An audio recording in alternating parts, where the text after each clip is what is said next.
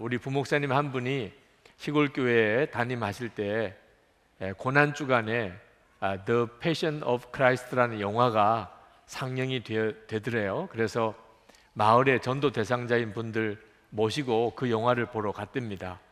예수님에 대해서 그보다 더 잘 가르칠 수 있는 방법이 어디 있겠어요? 그래서 생생하게 우리 주님에 대해서 그 마을 사람들에게 보여주고 싶었는데, 영화를 보고 난 다음에 그 전도 대상자인 분이 그런 이야기를 하더래요. 사람이 좀처럼 안 죽는다는 거예요. 참 사람의 목숨이라는 게 끈질기다고 충격을 받았어요. 어떻게 이 영화를 보고 그렇게 말을 할 수 있는가, 충격을 받았다고 그랬습니다. 여러분들이 패션 오브 크라이스트라는 영화를 볼 때 주님이 나를 위해서 저렇게 죽으셨구나, 예수님이 저렇게 피 흘려 죽으심으로 고난당하심으로 내 죄가 사함 받았구나, 이렇게 믿어지는 것이 얼마나 놀라운가를 아셔야 합니다. 누구나 다 그렇게 믿는 게 아니기 때문입니다. 이 믿음은 여러분이 영생을 얻었다는 놀라운 확증이기도 하죠. 여기 계신 분들은 아마 다 그런 믿음을 가지고 계시리라고 믿습니다. 그런데 여러분, 저는 오늘 여러분에게 드리고 싶은 말씀은 예수님이 내 죄를 위해서 십자가에 달려 죽으셨다는 이런 믿음 하나 가지고 평생 예수 믿으시려고 하시면 안 된다는 겁니다. 믿음은 더 자라야 합니다. 우리가 살아가는 동안에 우리에게 시련도 오고 유혹도 오고 어떤 때는 폭풍이 몰아치는 것 같은 때를 만나게도 됩니다. 그때 그 상황을 이길 수 있는 것은 오직 믿음으로 되는 일입니다. 오늘 시편 79편은 하나님의 징계하심으로 이스라엘 백성들이 바벨론에 멸망당할 때 이방 민족에게 예루살렘 성전이 다 무너지고 불타버리고 수많은 제사장과 예루살렘 거민들이 다 죽어나가는 그런 끔찍한 상황에서 썼던 시편입니다. 1절 말씀에 보면 하나님, 이방 나라들이 주님의 땅으로 들어와서 주님의 성전을 더럽히고 예루살렘을 돌무더기로 만들었습니다. 제사장과 예루살렘 거민들이 죽어가는데 누구도 그 장례를 치러줄 사람이 없습니다.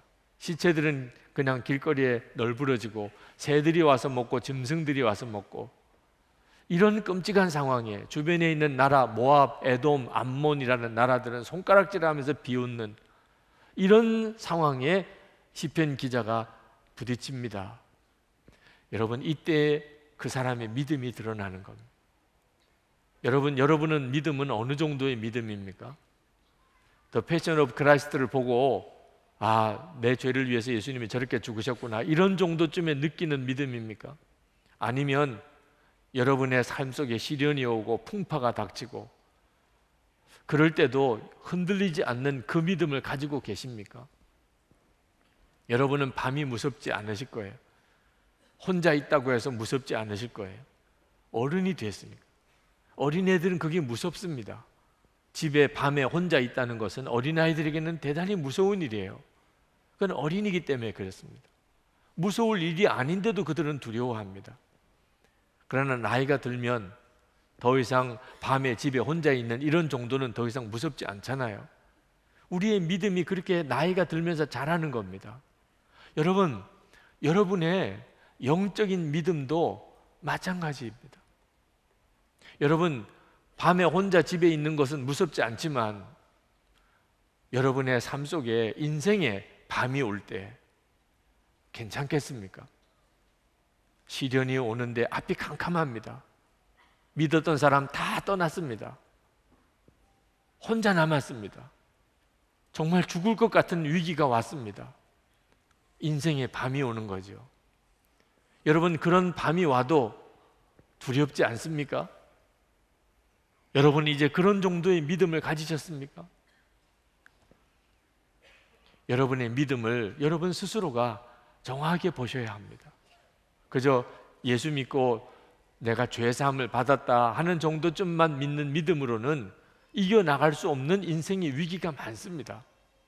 시편 79편 기자는 하나님은 살아계신데 그런데도 하나님의 백성들은 이렇게 비참하게 죽어가고 어떻게 하나님의 성전이 이렇게 불타버리고 무너질 수 있나 말이에요.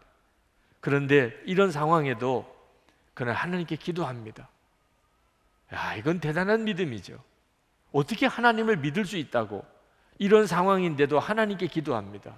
5절 말씀에 보면 주님 언제까지입니까? 영원히 노여워하시렵니까? 언제까지 주님의 진노하심이 불길처럼 타오를 것입니까? 하나님을 도무지 믿을 수 없을 것 같은 그 상황에서도 시편 기자는 하나님께 기도합니다. 우리가 이미 다 잘 아시는 것처럼 하나님은 이스라엘을 다시 회복시켜 주십니다. 이스라엘은 다시 옛날 예루살렘 땅으로 돌아옵니다. 거기에 성벽이 세워지고 성전이 다시 재건이 됩니다. 지금도 이스라엘은 그냥 있지요. 그러나 그들을 파멸시켰던 바벨론이나 아수르나 그들을 조롱했던 암몬이나 에돔, 모압들은 우리 지금 역사에 사라져 버렸습니다. 그런 끔찍한 재앙 중에도 하나님이 그렇게 역사할 수 있었던 것은 이와 같은 기도가 있었기 때문이라는 것을 알 수 있습니다. 성도 여러분, 아무리 여러분의 삶에 어려운 일이 부딪혀 와도 여러분이 하나님 앞에 계속해서 기도하면 그러면 하나님께서 반드시 역사하십니다. 하나님은 살아계신 하나님이십니다. 그러나 이 시편 기자의 기도 속에는 이분이 아직도 어린아이 믿음을 가지고 있는 사람이구나 하는 것이 또 드러납니다. 그는 그 기도 속에 원망과 두려움이 있음을 우리가 봅니다. 기도는 하지만, 그 절망적인 상황에서 하나님께 기도는 하지만 그 기도 속에는 원망과 두려움이 있습니다. 6절 말씀에 주님을 알지 못하는 저 이방 사람들에게나 주님의 진노하심을 쏟아주십시오. 주님의 이름을 부르지 않는 저 나라들 위에 쏟아 부어 주십시오. 10절에 어찌 이방인들이 그들의 하나님이 어디 있느냐 하면서 비웃게 버려두시겠습니까?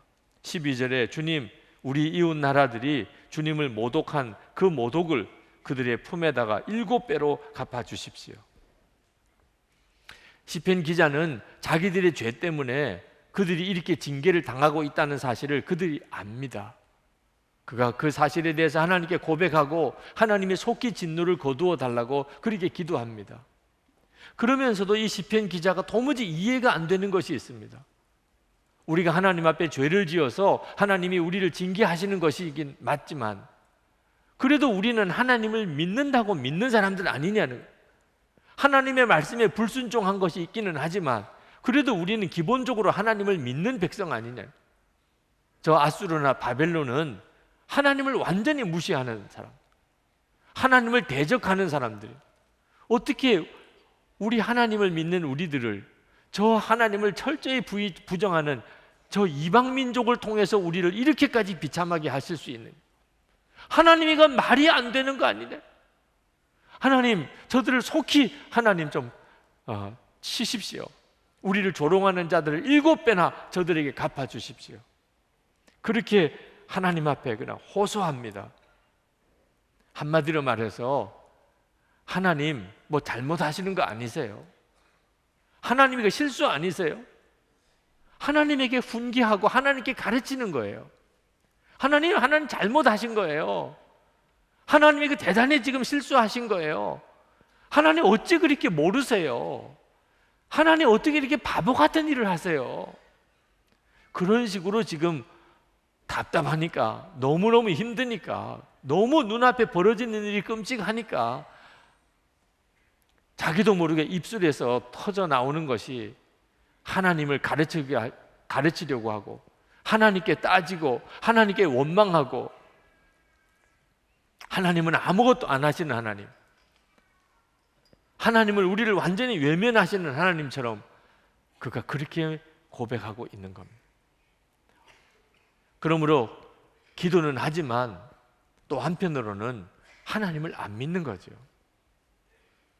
이것이 시편 79편에 나오는 이 시편 기자의 믿음입니다.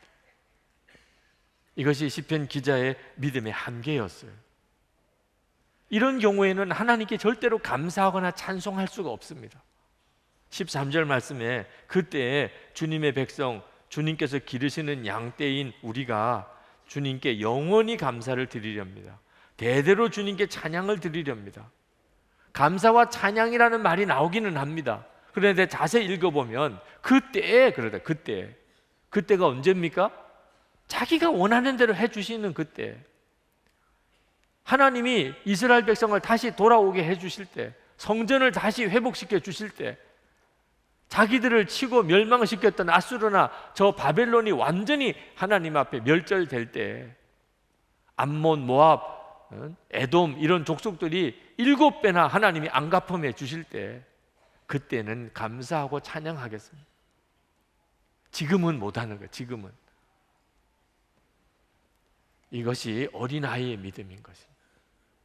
어린아이의 믿음은 절대로 시련과 환난을 견뎌내지를 못합니다.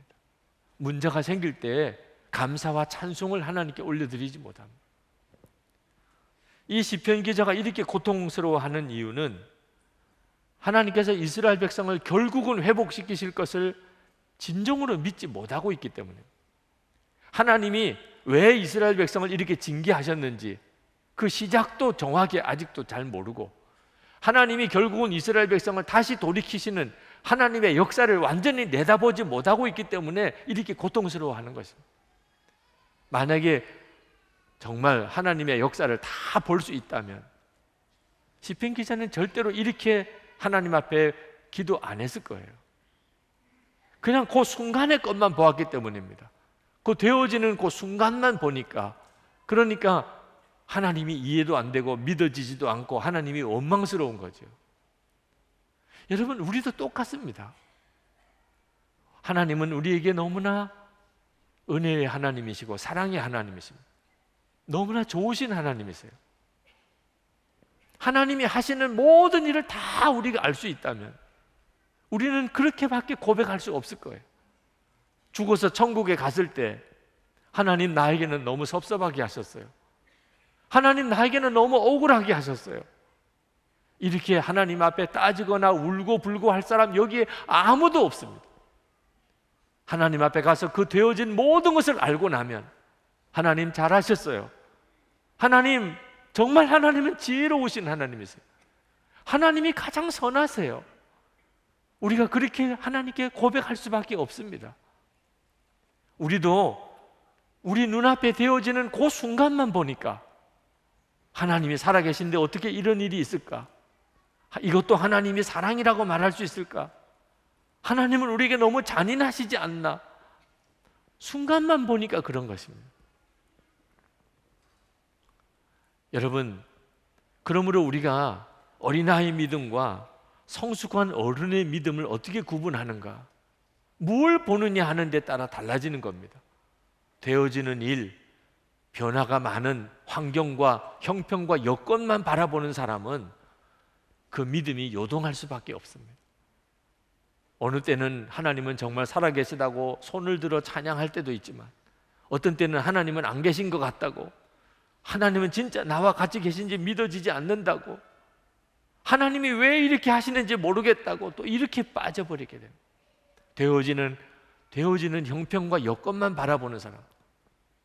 우리가 진짜 어른의 믿음을 가지려면 변함이 없는 말씀을 붙잡고 변하지 않으시는 우리 주님을 바라보면서 그 믿음을 가져야 하는 겁니다. 그러면 우리의 되어지는 형편을 해석이 달라집니다.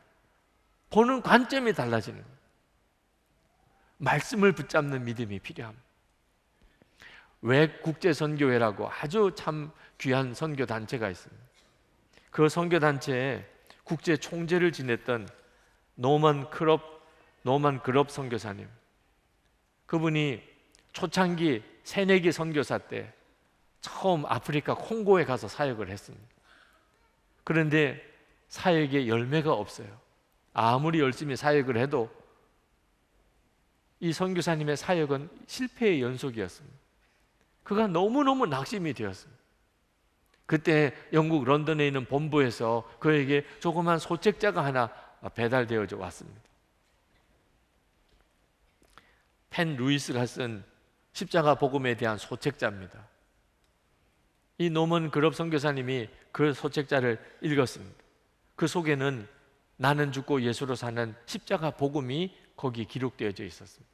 충격이었습니다.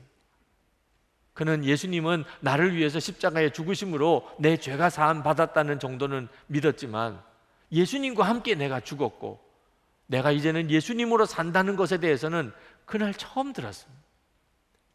그는 그 책을 붙잡고 밤새도록 고민했습니다. 자기 문제의 원인을 알게 된 거예요. 자기는 그동안에 와서 열심히 선교 사역을 했습니다. 그러나 자기가 했습니다. 예수님이 자기를 통해서 하신 게 아니고 자기가 주님을 위해서 열심히 했습니다. 아, 그래서 실패했구나. 나는 예수님과 함께 이미 죽었고 예수님이 나를 통해서 사시는 것인데 내가 이걸 몰랐구나. 그렇지만 한 가지 아직도 마음에 걸리는 것은 내가 죽은 게 진짜 맞나? 내가 안 죽었는데 내가 죽은 게 진짜 맞나? 그는 밤새도록 이 문제 때문에 고민을 했습니다. 그런데 성령께서 노만 그립 선교사에게 질문을 하셨습니다. 예수 그리스도가 죽은 것이 분명하냐? 노만 그립 선교사님이 대답했습니다. 분명하지요. 예수님께서는 십자가에서 분명히 죽으셨지요. 그때 성령께서 말씀하십니다. 그렇다면 너도 죽은 것이야. 네가 예수 그리스도 안에 있으니까.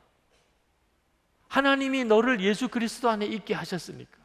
예수님이 십자가에서 죽으셨다면 너도 죽은 게 분명한 거야. 그 말씀을 듣고 노만 그립 선교사가 눈이 번쩍 떠 있는 것 같았다고 그랬습니다. 십자가의 복음, 예수 그리스도 안에서 내가 이미 죽었고 이제는 부활의 주님으로 사는 것에 대해서 그가 마음에 믿어지는 역사가 일어난 거예요. 나는 눈이 뜨였다.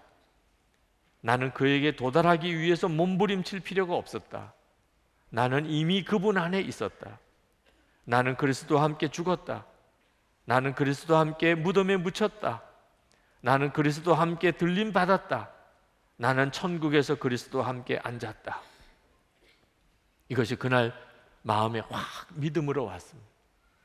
그리고 그 다음날 아침에 노만 그립 선교사는 카드를 하나 꺼냈습니다. 그리고 거기에다 무덤을 그렸습니다. 거기에 묘비를 세웠습니다. 그리고 거기에 그렇게 썼습니다. 노만 그립 그리스도와 함께 여기 묻히다. 그렇게 썼습니다. 그리고는 그는 평생 그 말씀을 잊지 않았습니다. 노만 그립 그리스도와 함께 여기 묻히다. 문제도 오고 시련도 오고 좌절도 오고 낙심도 올 때마다 그는 이 말씀을 붙잡았어요. 갈라디아서 2장 20절 말씀. 내가 그리스도와 함께 십자가에 못 박혔나니 이제는 내가 사는 것 아니요 내 안에 그리스도가 사시는 것이라. 그 말씀으로 다 이겼습니다. 그 말씀으로 모든 고비를 다 넘어갔습니다. 그가 나중에 왜 국제선교회를 세계에서 가장 놀라운 선교 단체로 만드는 일에 하나님 앞에 쓰임 받는 자가 되었습니다. 여러분, 이것이 어른의 믿음입니다. 어린아이의 믿음은 환경을 보고 믿습니다. 어른의 믿음은 말씀을 붙잡고 믿습니다. 여러분, 가나 온린 잔치 때 포도주가 떨어졌습니다. 예수님의 어머니 마리아가 그 집에 있는 종들에게 말했습니다. 예수님에게 가서 그가 하라는 대로 하라. 종들이 예수님이 하라는 대로 했습니다. 물이 포도주가 되는 기적이 일어났습니다. 여러분, 이것이 어른의 믿음입니다. 그가 하라는 대로 하라. 예수님께서 하라는 대로 하는 것, 예수님이 말씀하신 대로 사는 것. 여러분, 여러분의 삶에 대해서 여러분이 그렇게 말할 수 있습니까? 내 삶은 예수님이 말씀하시는 대로 사는 삶입니다. 이것이 열쇠예요. 여러분, 한번 그렇게 살아보세요. 예수님이 말씀하시는 대로 나는 삽니다. 그러면 여러분의 삶 속에도 물이 포도주가 되는 역사가 일어나게 됩니다. 사도 바울이 로마로 압송될 때 그가 탔던 배가 유라굴로 광풍을 만났습니다. 다 죽을 것 같았습니다. 그때 사도 바울이 그 선장과 선원들과 백부장과 로마 군인들 그리고 함께 붙들려가는 죄수들 앞에서 담대하게 외쳤습니다. 나와 함께 하시는 주님이 어제 나에게 말씀하셨다. 두려워하지 마라. 너는 로마로 가게 될 것이고 그리고 가이사 황제 앞에서 너가 말하게 될 것이다. 너와 함께 하는 자는 한 사람도 죽지 않을 것이다. 그러므로 나는 여러분에게 말합니다. 여러분 두려워하지 마십시오. 한 사람도 죽는 사람 없습니다. 저는 나에게 말씀하신 하나님 그 말씀대로 다 이루실 것을 나는 믿습니다. 이것이 바로 어른의 믿음이에요. 하나님이 나에게 말씀하시는 걸 믿고, 그리고 그 말씀하신 것을 반드시 이루시는 것을 믿기 때문에 풍파가 오고 태풍이 불어오고 그 시련이 닥쳐와도 요동하지 않는 믿음입니다.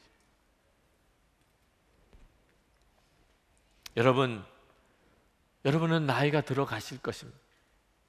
올해도 벌써 이제 7월이 다 끝나갑니다. 여러분, 나이만 드는 거 아닙니다. 우리 안에 믿음도 자꾸 변화되어 갑니다. 우리가 정말 예수님을 믿고 그렇게 주님과 함께 살아가게 되면 우리 안에 믿음의 변화가 일어나는데, 예수님이 점점점 크신 분으로 변화됩니다. 여러분이 정상적으로 예수를 믿는다면, 그래서 여러분이 정말 어른의 믿음이 되어 간다면, 그러면 예수님은 여러분에게 점점점 크신 분으로 그렇게 느껴지게 됩니다. 제자들이 처음에 예수님을 믿고 따를 때는 예수님이 진짜 그리스도인지 긴가민가 했습니다. 그런데 예수님과 함께 살면서 예수님은 그리스도요 하나님의 아들이신 것을 그가 알았어요.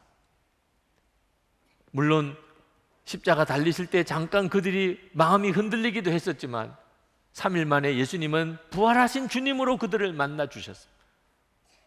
이건 정말 놀라운 주님이십니다. 승천하시고 난 다음에 그들 마음속에 임하셨습니다. 정말 믿어지지 않는 일이 벌어졌습니다. 그래서 그들은 전 세계에 나가서 예수님을 전하는 사도들이 된 겁니다. 순교도 두려워하지 않는 사도들이 된 겁니다. 이것이 정상적으로 예수를 믿는 것입니다. 예수님을 믿으면 시간이 지나갈수록 예수님은 점점점 크신 분이 되시는 겁니다. 그런데 참 안타까운 것은 많은 그리스도인들에게 정반대의 현상이 일어나고 있다는 것입니다. 예수님을 처음 믿을 때는 예수님은 너무 놀라우신 분이셨어요. 예수님은 너무 크신 분이셨어요. 그런 기대감이 있어요. 나를 구원하시고 내 모든 문제를 해결해 주시고, 예수님은 만왕의 왕이시고 세상의 모든 문제의 구원자이실 것이라고 하는 그런 믿음이 처음 예수 믿을 때는, 세례 받을 때는 그런 믿음이 있었습니다. 그런데 이제는 예수를 믿은 지 꽤 오래됐습니다. 많이 이제 알게도 됐습니다.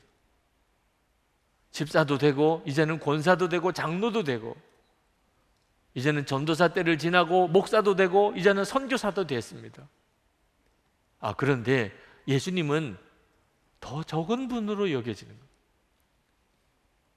여러분, 예수님 때문에 놀라신 적 있습니까? 가장 최근에 예수님 때문에 놀란 적이 언제입니까? 예수님을 그렇게 오래 믿었는데, 예수 믿은 지 벌써 오래됐는데 예수님 때문에 놀란 기억이 별로 없습니다. 예수님은 내 문제를 정말 해결해 주실 분이라는 믿음조차 어떤 때는 내 마음속에 없을 때가 있습니다.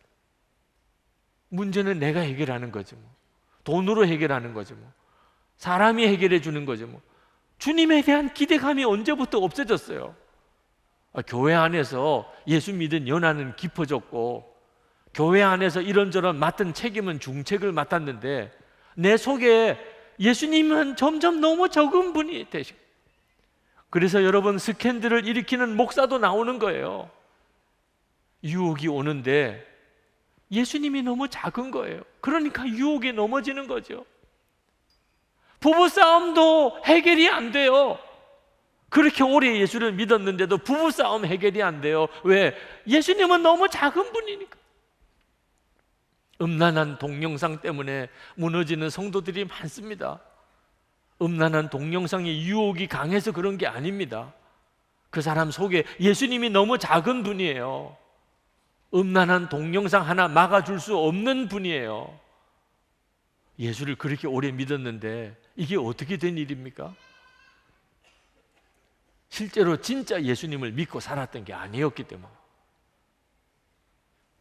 그냥 교회만 다닌 거예요. 교리만 한 거예요.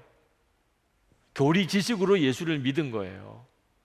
이런 경우에는 예수님은 점점점 작아집니다. 처음 기대가 차라리 커요. 새가족 믿음이 제일 좋아요. 교리적으로 믿고 율법적으로 믿는 성도들의 특징은 교회 생활은 오래 했고 교회 직분은 많아졌는데 믿음은 아무것도 없어요. 진짜 믿음은 없어요. 환란이 오고 풍파가 올 때 주님만 의지하게 되지를 못해요. 시편 79편 기자도 하나님 안 믿는 거 아니에요.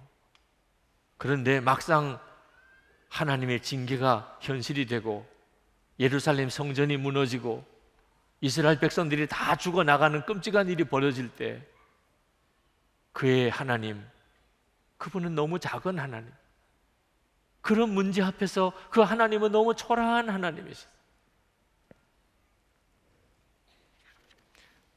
케네스 베 선교사님이 너를 잊지 않았다라는 그 북한에 억류된 2년 넘는 세월 동안에 그 기록을 책에 썼습니다. 그 간증을 듣고 그 선교사님의 책을 읽으면서 생각해 봤어요. 내가 만약에 그 선교사님처럼 그런 일을 겪었다면 나는 어떻게 했을까? 북한에 억류되었습니다. 가족들과 교인들 다 관계가 끊어졌어요. 말할 수 없는 위협을 당합니다. 언제 풀려날지 대책이 없어요. 성경도 제대로 읽을 수가 없어요. 그럴 때 나는 어떤 사람이 되었을까? 제가 메일을 받아보는 메일이 많는데 인생이 완전히 무너진 사람들의 메일이 옵니다. 목회자들도 또 교인들도 삶이 완전히 무너진 분들의 메일이 옵니다. 목사님 한 말씀이라도 해주세요. 지금 제 처지에 저는 어떻게 해야 합니까? 목사님 한 말씀이라도 해주세요. 여러분 준비하셔야 돼요. 인생의 밤은 누구에게나 옵니다. 예수를 믿어도 오고 예수를 잘 믿어도 옵니다. 때때로는 정말 혼자인 것 같고 때때로는 죽을 것 같고 때때로는 다 무너질 것 같고 하나님은 도무지 역사하지 않으시고 이런 느낌이 드는 때가 옵니다. 여러분 그 깊은 인생의 밤이 올 때를 준비하고 사시나요? 여러분 어린아이를 보십시오. 얼마나 귀엽습니까? 얼마나 사랑스럽습니까? 그러나 또 한편으로 그 어린아이를 보면 얼마나 아슬아슬합니까? 다치지는 않을까? 넘어지지는 않을까? 배탈이 나지는 않을까? 혹시 또 교통사고는 나지 않을까? 혹시 또 험한 사람들 만나지는 않을까? 여러분은 어린아이들을 보면 한편으로는 사랑스럽지만 한편으로는 얼마나 조마조마합니까? 혹시 여러분을 보시는 하나님의 심정이 그와 같지 않을까요? 세상에 나가서 무슨 일을 겪을 텐데 아유 저 믿음 가지고 어떻게 견뎌 나갈까? 저 믿음으로 어떻게 저 유혹을 이길까? 저 믿음으로 어떻게 저 시련을 견딜까? 여러분 교회 오래 다녔다고 다 어른의 믿음을 가지는 거 아닙니다. 밤이 무섭지 않다고 인생의 밤도 무섭지 않은 거 아닙니다. 사도 바울은 빌립보서 4장 12절에서 이런 놀라운 고백을 했습니다. 배부름과 배고픔과 풍부와 궁핍에도 처할 줄 아는 일체의 비결을 배웠노라. 쉽게 말하면 배고파도 좋아, 궁핍해도 좋아. 나는 그때도 살 방법을 다 알고 있어. 이게 바로 어른의 믿음이에요. 여러분도 배가 고파도 좋아, 궁핍해도 좋아, 이런 믿음이십니까? 예수님을 믿기 때문에. 여러분은 정말 배가 고파도 좋고 궁핍해도 좋습니까? 그렇다면 여러분들은 하나님의 말씀대로 어떤 처지에서도 살아갈 수 있을 거예요. 그런데 안타깝게도 많은 성도들이 배고픈 건 못 견뎌요. 궁핍해지는 것은 못 견뎌요. 아직도 어린애의 믿음을 가지고 있는 거예요. 어떻게 하면 그러면 배가 고파도 좋고 궁핍해도 좋은 이런 믿음을 가질 수 있나요? 빌립보서 4장 13절에 사도 바울이 그 답을 제시해 주고 있습니다. 내게 능력 주시는 자 안에서 내가 모든 것을 할 수 있느니라. 이거 비밀이에요. 이것이 어른의 믿음의 비밀이에요. 내게 능력 주시는 자, 내가 그분을 내가 안다, 이런 말 아닙니다. 우리도 다 알아요. 능력 주시는 자, 그분이 예수 그리스도 아닙니까? 능력이 있는 그분, 우리 다 알아요. 그런데 사도 바울은 내가 능력 주시는 자를 알고 있다, 그래서 내가 모든 것을 할 수 있느니라, 그렇게 말씀 안 했어요. 능력 주시는 자 안에서라고. 능력 주시는 자를 알고 있어도 능력 주시는 자 안에 있지 않으면 아무 힘이 없어요. 여러분도 나도 능력 주시는 자 안에 있습니다, 이렇게 고백할 수 있습니까? 그것이 핵심이에요. 어른의 믿음을 가질 수 있는 것은 능력 주시는 그분 안에 있는 사람. 그러면 무서울 게 없습니다. 배고픈 게 뭐가 문제예요? 궁핍이 뭐가 문제예요? 내 안에 계신 주님, 나도 그 주님 안에 있다는 것을 알고 나면 무서울 게 아무것도 없습니다. 그래서 여러분들에게 영성일기를 써보시라고 그렇게 권해드리는 겁니다. 능력 주신 자 안에서 사는 삶을 여러분에게 눈뜨게 해드리고 싶어서. 한 번은 중국 선교사님 한 분이 영성일기 사역에 대해서 설명을 드렸더니 질문하시더라고요. 목사님, 그거 또 하나의 유행은 아닙니까? 한국 교회에서 그동안 여러 가지 유행이 많았습니다. 뭐 이런 성경 공부, 저런 성경 공부, 성령의 은사 운동, 이런 유행들이 많았습니다. 혹시 영성일기 쓰는 것도 또 하나의 유행은 아니겠습니까? 그런 질문하는 분들이 있고 중요한 질문이에요. 목회자들 중에, 교인들 중에도 이거 유행이야, 이렇게 생각하는 분들이 있으신 것 같아요. 근데 여러분, 아니에요. 유행 아닙니다. 여러분, 예수를 믿고 사는데 기도하는 게 유행이에요? 유행 아니에요? 그건 당연히 해야 되는 기본이지 무슨 기도가 유행일 수 있습니까? 어느 때는 기도하고 어느 때는 기도 안 합니까? 성경 읽는 거 유행이에요? 유행 아니에요? 그건 기본이지요. 언제 어디서나 예수를 믿으면 성경의 사람이 되는 거죠. 그러면 예수님 안에 거하는 삶이 유행일 수 있습니까? 유행일 수 없는 거예요. 예수를 믿는다고 하는 말은 예수님 안에 거하는 삶을 사는 겁니다. 영성일기는 뭐지요? 예수님 안에 거하는 삶을 기록해 보라는 거예요. 왜 기록해야 됩니까?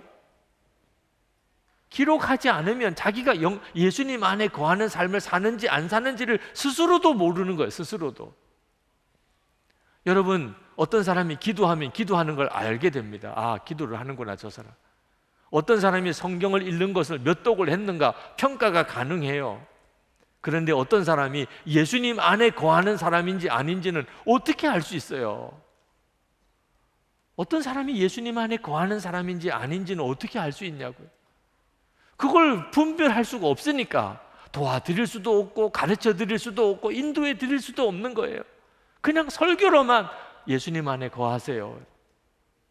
그런데 예수님 안에 거하는 생활을 기록하고 살아보니까 매일매일 이제는 알게 되는 거예요. 본인도 알아요. 내가 오늘 예수님 안에 거하고 살았구나. 오늘 내가 예수님과 상관없이 살았구나. 다른 사람도 도와드릴 수 있게 된 거예요. 서로 일기를 나누면서 살아보니까 서로 기도해 드릴 수가 있게 된 거예요. 훈련시켜 드릴 수도 있게 된 거예요. 여러분, 우리에게 때때로 우리가 감당할 수 없는 어떤 시련이 우리에게 닥쳐올 때가 있습니다. 그러나 어른의 믿음으로 준비된 사람은 오히려 그때가 더 하나님의 역사가 일어나는 때예요.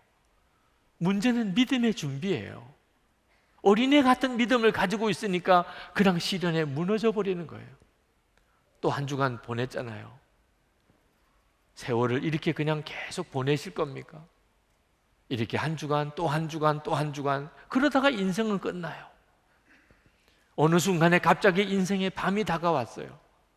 그냥 한 번에 주어진 인생을 시험을 겪다가 그냥 끝나버려요. 이제는 정말 주님을 붙잡으세요. 주님 안에 거하는 삶을 사세요. 어느 장로님이 영성일기에 그렇게 쓰셨더라. 이제는 내가 회사가 교회라고 생각하며 그렇게 근무하고 살아보니 저의 태도와 말의 변화가 있음을 봅니다. 교회 와서 예배 드릴 때, 회사에서 직장 생활할 때 너무 차이가 많이 나서 이렇게 살면 안 된다. 그래서 생각을 바꿨답니다. 회사를 교회라고 생각하자. 그랬더니 말도 행동도 너무 달라졌다는 거예요. 여러분, 집에 있으나 교회에 있으나 회사에 있으나 똑같아요. 왜? 주님 안에 있는 것이 똑같으니까. 일터 사역 컨퍼런스에서 어느 장로님이 간증을 하실 때 이렇게 이야기하셨답니다. 나는 은혜 받으러 출근합니다. 우리가 교회에 주일에 예배 드리러 올 때 은혜 받으러 오지요. 그런데 그 장로님은 월요일에 출근할 때 나는 은혜 받으러 출근합니다.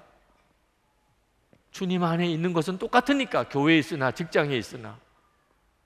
이제는 직장 생활하는 것이 교회에서보다 더 은혜 받는 시간인 것을 믿은 거예요. 여러분도 그렇게 한번 정말 살아보세요. 주님 안에 거하는 생활을 매일 일기로 점검해 가면서, 그러면서 서로 성도들끼리 서로 나누어 점검해 주면서, 그래서 계속 주님 안에 거하며 살기를 힘쓰면서 한번 살아보시라고요. 여러분의 믿음이 달라지는 것을 여러분이 경험하게 됩니다. 이제는 두려움이 없어져요. 하나님이 너무나 커 보이세요. 할렐루야. 여러분이 다 믿음의 용사가 되기를 축복합니다. 우리 기도하십시다. 여러분이 세상에 무너지는 자가 아니고, 시련 앞에 무너지는 자가 아니고, 어떤 풍파가 오든 인생의 밤이 내게 닥쳐올지라도 주님, 그 시련을 이길 수 있는 그 믿음을 저에게 주세요. 이제는 내가 교회에 있을 뿐만 아니고 직장이나 가정에 있을 때도 항상 주님을 바라보고 주님 안에 거하기를 원합니다. 하나님, 제가 이제는 세월이 지나고 나이가 들수록 내 믿음도 같이 성장하게 해 주옵소서. 기도합시다. 은혜와 사랑이 충만하신 아버지 하나님,